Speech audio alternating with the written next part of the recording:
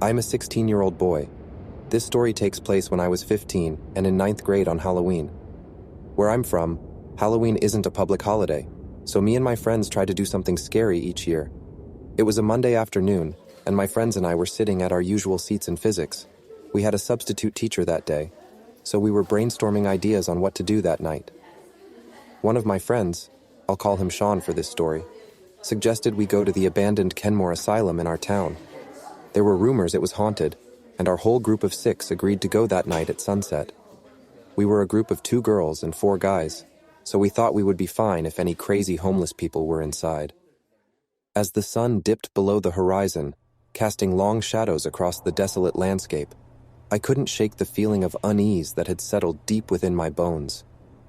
The air was a cool 18 degrees Celsius, and my other friend Joel wasn't as hyped as he was a few hours earlier. We naturally made fun of him because of it. Little did I know the horrors that awaited us within those decrepit walls. With flashlights in hand, we cautiously stepped through a crumbling window, avoiding security, our footsteps echoing ominously. The air was heavy with the scent of decay, mingled with the faint remnants of forgotten suffering. The asylum's past whispered through the corridors, a haunting symphony of pain and despair. The flickering beams of light revealed graffiti-covered walls, cracked windows, and shattered glass scattered across the floors like a macabre carpet. The once vibrant colors had faded to a sickly gray, matching the desolation that permeated the place. It felt as if we had stepped into a forgotten realm, a dimension where time had frozen, leaving only echoes of the past.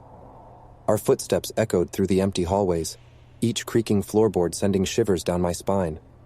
Shadows danced and writhed along the walls, their ethereal movements playing tricks on my eyes. I couldn't help but feel that we were being watched, that unseen eyes followed our every move. As we ventured deeper into the asylum, the darkness seemed to grow thicker, suffocating us.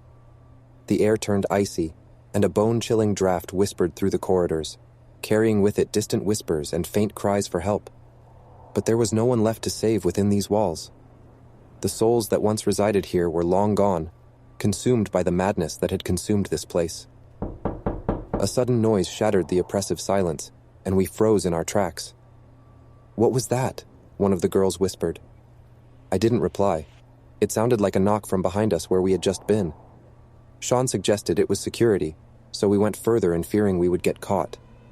With every step, the asylum's darkness seemed to envelop us, swallowing our courage and replacing it with fear. Our flashlights began to flicker, their feeble beams casting dancing shadows on the decaying walls. Whispers echoed through the halls, growing louder and more distinct with each passing moment. In a room bathed in a sickly green glow, we discovered a rusted metal door slightly ajar. An oppressive stench oozed out, assaulting our senses. As we pushed the door open, a gut-wrenching sight greeted us. The room was a chamber of horrors, filled with decrepit medical equipment, stained gurneys, and cabinets overflowing with long-forgotten medications. But the most terrifying sight was a flickering television screen in the corner of the room. It displayed a grisly scene. It seemed to be a camera feed, and on display were 2 grotesque-looking zipped-up bags. Suddenly I noticed movement in the corner of the room. A tall black silhouette began striding towards us. Panic consumed me.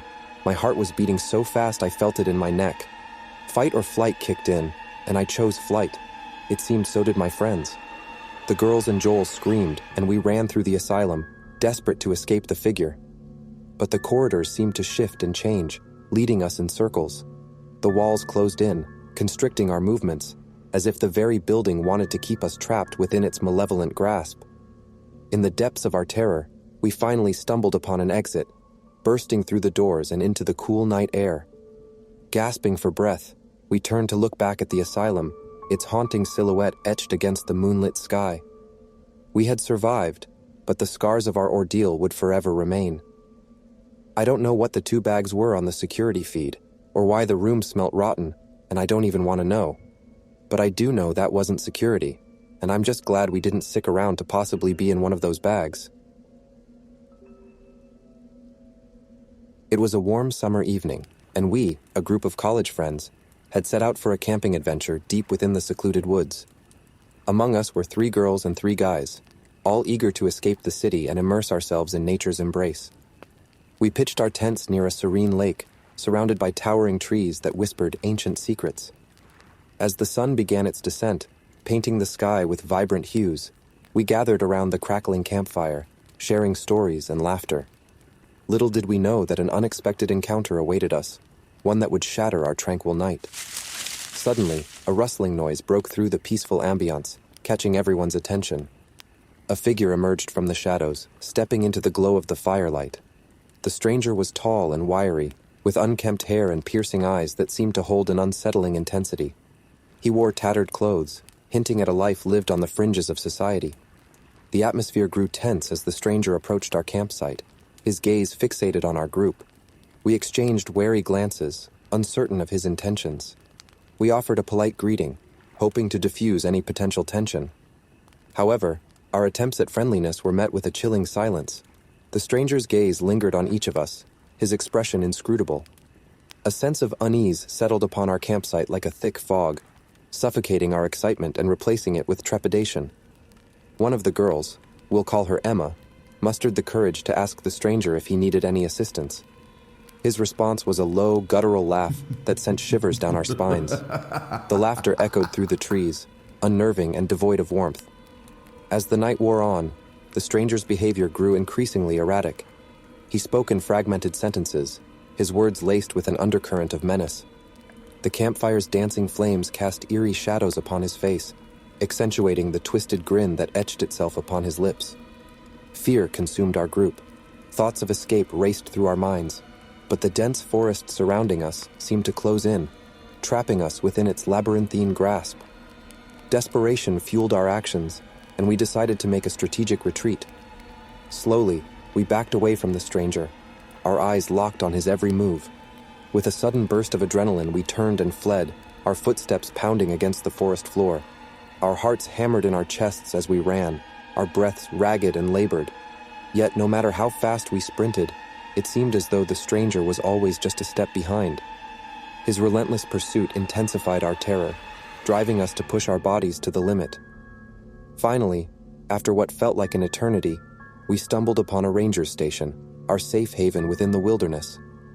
Breathless and trembling, we sought refuge, sharing our harrowing encounter with the authorities. As the night unfolded, the stranger disappeared into the depths of the forest, leaving behind a trail of unanswered questions and lingering fear. We vowed never to return to that fateful campsite, forever haunted by the memory of the stranger who disrupted our peaceful getaway.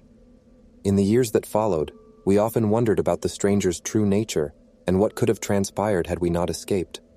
It remained a chilling mystery, a reminder that even within the serene embrace of nature, darkness can lurk, ready to disrupt the tranquility of an innocent camping trip.